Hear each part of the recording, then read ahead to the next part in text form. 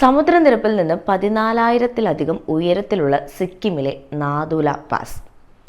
ചോര കട്ട പിടിക്കുന്ന തണുപ്പാണ്. എങ്ങോട്ട് നോക്കിയാലും വെളുത്ത മഞ്ഞുപാളികൾ മാത്രം. ഇന്ത്യ ചൈന അതിർത്തിയായ ഈ പ്രദേശത്ത് ഒരാളെത്തുന്നതിന് വേണ്ടിയിട്ട് വളരെയധികം കഠിനമായിട്ട് പ്രയത്നിക്കേണ്ടി വരും. അത്രത്തോളം ശക്തമായ കാവൽ വേണ്ട ഈ സ്ഥലത്ത് നിൽക്കുന്ന ഇന്ത്യൻ സൈനികർക്ക് അല്ലെങ്കിൽ അവർ പാലിച്ചു പോകുന്ന അലിഖിതമായ ഒരു നിയമമുണ്ട്. എങ്ങാനും രാത്രി കാവൽ നിൽക്കുന്ന സമയത്ത് ഉറങ്ങിപ്പോയാൽ പെട്ടെന്ന് അവരുടെ മുഖത്ത് ഒരു അടി വീഴും. കർണത്ത് ശക്തമായ അടികൊണ്ട് എഴുന്നേൽക്കുന്ന ആള് എത്ര ചുറ്റും തിരഞ്ഞു നോക്കിയാലും ആളെ കാണാൻ സാധിക്കില്ല.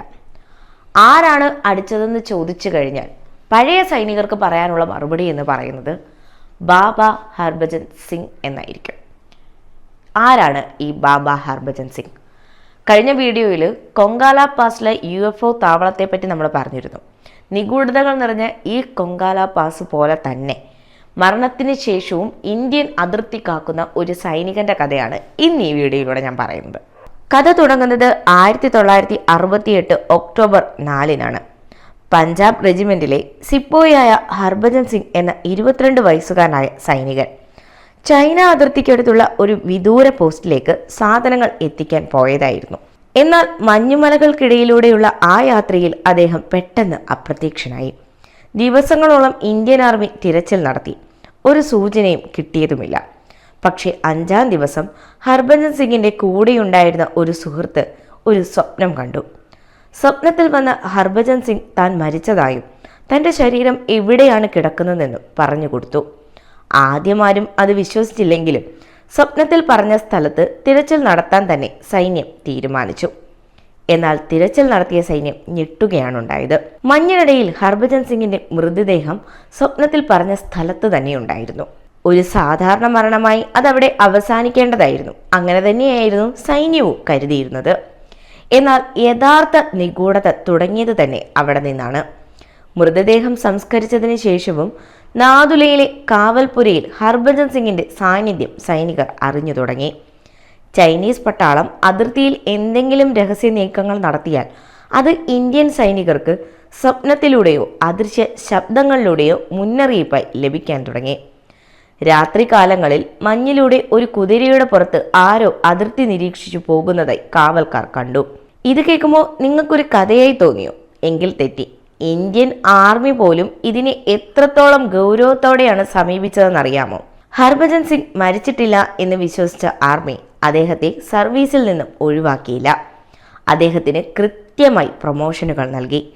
സിപ്പോയിൽ നിന്നും അദ്ദേഹം ക്യാപ്റ്റൻ ഹർഭജൻ സിംഗായി ഉയർന്നു. എല്ലാ മാസവും അദ്ദേഹത്തിൻ്റെ ശമ്പളം നാട്ടിലുള്ള അമ്മയ്ക്ക് മണി ഓർഡറായി അയച്ചു കൊടുത്തു. ഇതിലും വലിയ അത്ഭുതം മറ്റൊന്നാണ്. എല്ലാ വർഷവും സെപ്റ്റംബർ മാസത്തിൽ ബാബ ഹർഭജൻ സിംഗിന് ആർമി 2 മാസത്തെ ലീവ് അനുവദിക്കുമായിരുന്നു. അദ്ദേഹത്തിൻ്റെ യൂണിഫോമും ബൂട്ടും മറ്റ് സാധനങ്ങളും ഒരു പെട്ടിയിലാക്കി ട്രെയിനിൽ ഒരു പ്രത്യേക ബർത്ത് ബുക്ക് ചെയ്ത് 2 സൈനികരുടെ കാവലിൽ പഞ്ചാബിലെ അദ്ദേഹത്തിൻ്റെ നാട്ടിലേക്ക് കൊണ്ടുപോകുമായിരുന്നു. ലീവ് കഴിഞ്ഞ് ഇതേപോലെ തിരികെയും എത്തിക്കും. കുറച്ച് വർഷങ്ങൾക്ക് മുൻപ് മാത്രമാണ് ഈ ഒരു ആചാരം അവസാനിപ്പിച്ചത്. ഇന്ന് നാഥുല അതിർത്തിയിൽ ബാബയ്ക്കായി ഒരു വലിയ ക്ഷേത്രമുണ്ട്. അവിടെ അദ്ദേഹത്തിൻ്റെ യൂണിഫോമും ബൂട്ടും സൂക്ഷിച്ചിട്ടുമുണ്ട്. എല്ലാ ദിവസവും രാവിലെ ഈ ബൂട്ട് തുടച്ചു വയ്ക്കും. എന്നാൽ വൈകുന്നേരമാകുമ്പോഴേക്കും അതിൽ മണ്ണും ചെളിയും ഒക്കെ പുരണ്ടിട്ടുണ്ടാകും.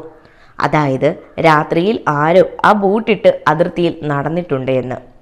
ഇന്ത്യൻ സൈനികർ മാത്രമല്ല, അതിർത്തിക്കപ്പുറമുള്ള ചൈനീസ് പട്ടാളം പോലും ബാബ ഹർഭജനെ ഭയത്തോടെയാണ് കാണുന്നത്. ഇന്ത്യയും ചൈനയും തമ്മിൽ ഫ്ലാഗ് മീറ്റിങ്ങുകൾ നടത്തുമ്പോൾ ചൈനീസ് സൈന്യം ബാബ ഹർഭജൻ സിംഗിനായി ഒരു കസേര പ്രത്യേകം ഒഴിച്ചിടാറുണ്ട്. മരിച്ചുപോയ ഒരു ഇന്ത്യൻ സൈനികന് മുന്നിൽ ശത്രു രാജ്യം പോലും തലകുനിക്കുന്ന കാഴ്ച. നമ്മുടെ ഭൂമിയിൽ ശാസ്ത്രത്തിന് തെളിയിക്കാനാവാത്ത ഒരുപാട് നിഗൂഢതകൾ ഒളിഞ്ഞു നിൽക്കുന്ന കാര്യം നമുക്കൊക്കെ അറിയാം. അങ്ങനെ തന്നെയാണ് മരണത്തിന് ശേഷവും ഇന്ത്യക്ക് കാവൽ നിൽക്കുന്ന ബാബ ഹർഭജൻ സിംഗിന്റെ കഥയും. ശാസ്ത്രത്തിന് ഇതുവരെ തെളിയിക്കാനായിട്ടില്ല എന്താണ് ഈ സംഭവിച്ചുകൊണ്ടിരിക്കുന്നതെന്ന്. കഴിഞ്ഞ വീഡിയോയിൽ കൊങ്കാല പാസിലെ UFO താവളത്തിന്റെ കഥകളെ പറ്റിയിട്ടും അല്ലെങ്കിൽ നിഗൂഢതകളെ പറ്റിയിട്ടുമാണ് നമ്മൾ സംസാരിച്ചത്.